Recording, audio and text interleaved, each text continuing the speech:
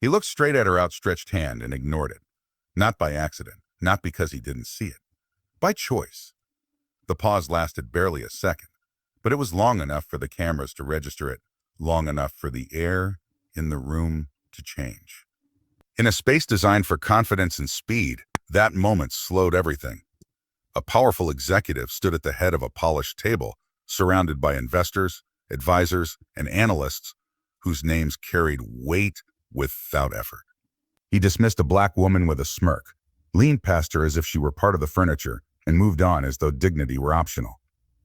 Cameras caught it. A few people laughed, unsure whether they were reacting to humor or discomfort. Others looked down at their notes, suddenly absorbed in margins and projections. No one said her name again. She said nothing. Lena Moore simply lowered her hand and let the moment exist exactly as it was, uncorrected and unsoftened. She didn't clear her throat. She didn't force a smile. She didn't rescue him from the consequence of his own decision. Her hand returned to the table, fingers folding together still. What no one in that room understood was that the deal everyone was chasing had already died right there. They were still talking numbers, still projecting growth curves and recovery timelines, still pretending that confidence could substitute for reality. But the outcome had shifted, and within 24 hours, the same man who refused her handshake would be asking for her signature, because it would be the only thing left that could save him. The room itself was designed to amplify authority. Glass walls rose from floor to ceiling, framing a skyline meant to remind everyone inside of how high they were allowed to climb. A long table stretched down the center, polished to a mirror shine. Leather chairs lined both sides, already occupied by people who had learned to speak with certainty even when the numbers didn't support it. Lena arrived early, not because she was nervous, not because she needed time to prepare. She arrived early because she preferred to observe a room before it filled with noise. She chose a seat near the end of the table, not out of hesitation, but precision. From there, she could see everyone. She could see everyone without becoming the center of attention. She placed her notebook in front of her, closed, and rested her hands lightly on top.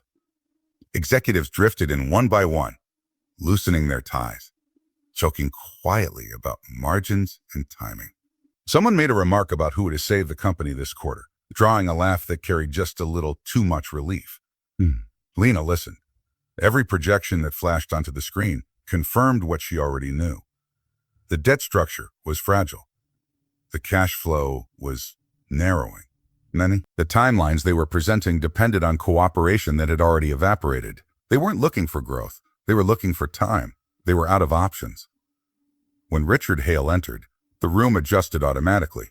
Conversations tapered off. Chairs shifted. Attention angled toward him without instruction. He thrived on that pull, on the way a room learned to orbit him within seconds. He walked with practiced ease, jacket open, expression relaxed. He spoke fast, smiled easily, and carried himself like someone who had never been told no in a way that mattered. He didn't look at Lena until the introductions reached her. "This is Lena," the host said, gesturing down the table. "Investor." Richard glanced once. Extend his hand. Instead, he leaned past her, reaching across to shake the hands on either side. His movement was smooth, casual, as though he were simply rearranging priorities rather than dismissing a person. "Let's keep this moving," he said. "We're tight on time." The pause that followed was subtle but undeniable. Lena's hand hovered in the air for a fraction of a second, fingers open, offered in a gesture that had already been declined. Then, without any visible reaction, she lowered it calmly to the table. A few people chuckled, uncertain. Someone murmured under their breath, not loud enough to be accountable. Richard smirked and turned back toward the screen, already talking numbers, already finished with her. Lena said nothing. The pitch unfolded like theater. Richard spoke of resilience and legacy, of bridges and loans that would buy them a year. He spoke with conviction, using words like confidence and faith, as if they were measurable assets. He described recovery not as a risk, but as an inevitability, provided the room believed hard enough. When questions came, he chose who mattered. Hands went up around the table. He pointed selectively. responding to those whose names were familiar to him, whose approval he expected. Lena raised her hand once. He didn't see it. She raised it again. This time he looked straight through her. "We'll take questions from principals," Richard said, tone light but dismissive. "I am one," Lena replied. The room stilled again. Richard laughed softly, the sound practiced and patronizing. "Let's stay focused." At the back of the room, security shifted their weight, responding not to her words but to his tone. The host leaned toward Lena, lowering his voice. "Maybe after," he whispered. Lena nodded once. She opened her notebook and wrote a single line. "Fra." The meeting ended with applause that sounded more like relief than enthusiasm. Chairs scraped back. Phones came out. Side conversations sparked immediately. People recalibrating, already discussing next steps as if the outcome were still negotiable.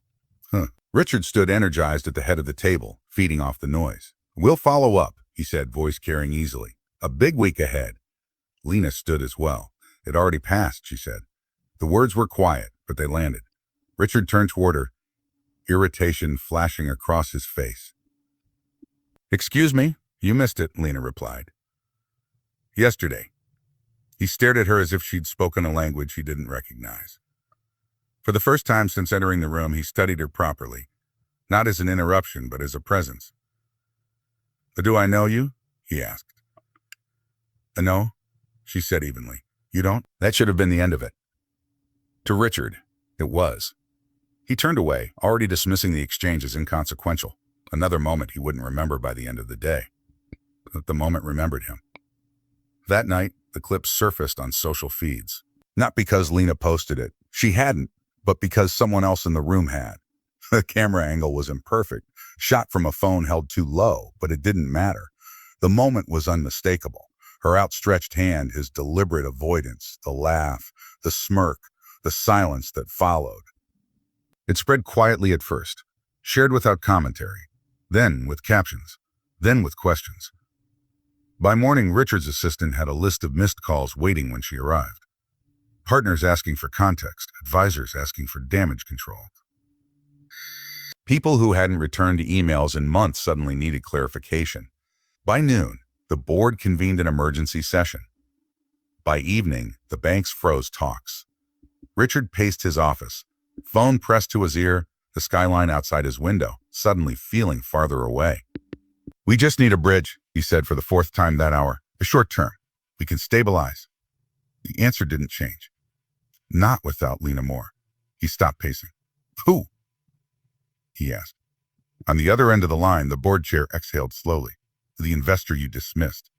Silence stretched long enough to feel uncomfortable. Richard searched her name. Articles loaded quickly. No flashy headlines. No dramatic interviews. Just precise reporting. She specialized in distressed acquisitions. She didn't rescue companies. She replaced them, quietly. Completely. Completely. "Ishii won't take my call," Richard said. "She doesn't need to," the chair replied. "Ishii already has leverage." Richard ended the call and sat down hard in his chair. For the first time, the room didn't feel like it belonged to him. At dawn the next day, he waited alone in a smaller conference room. No glass walls. No skyline. Just a table, 2 chairs, and a clock that seemed louder than usual. The door opened. Lena entered calm and unhurried, her presence measured. She didn't offer her hand.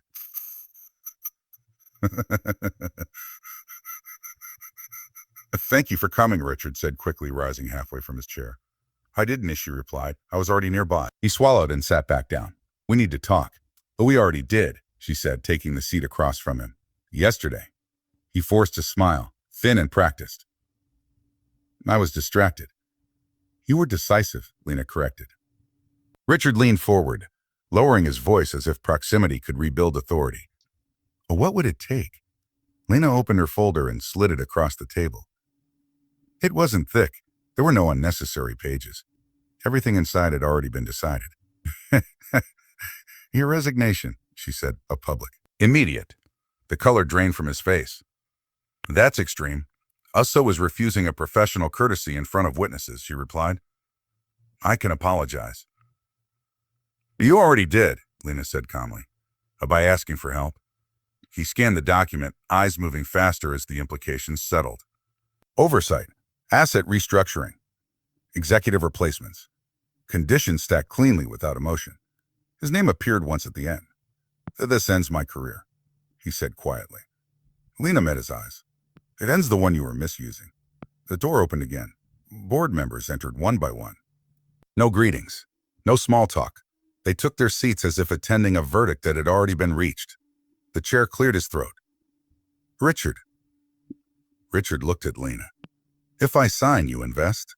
Yes, she said, into the company that comes after you. A long breath left him. He picked up the pen. Oh, it's great. His hand shook as he signed. From the hallway, cameras clicked softly, capturing the moment without ceremony. Lena closed the folder. Within the hour, the announcement went live. Markets reacted. Commentators replayed the clip again. His refusal, her silence, the reversal. Analysts spoke of consequences. Others spoke of timing. Richard packed his office quietly. No speech, no farewell. His name was already fading from the conversation. Lena stood in the boardroom where it had begun, addressing the directors. Your power is in volume, she said. It's timing. A director asked her, why didn't you say anything? I did, Lena replied. Just not out loud. She left the building without ceremony. Outside, reporters called her name. She didn't stop. Now her signature was the only reason the doors were still open. She didn't demand respect. She collected it.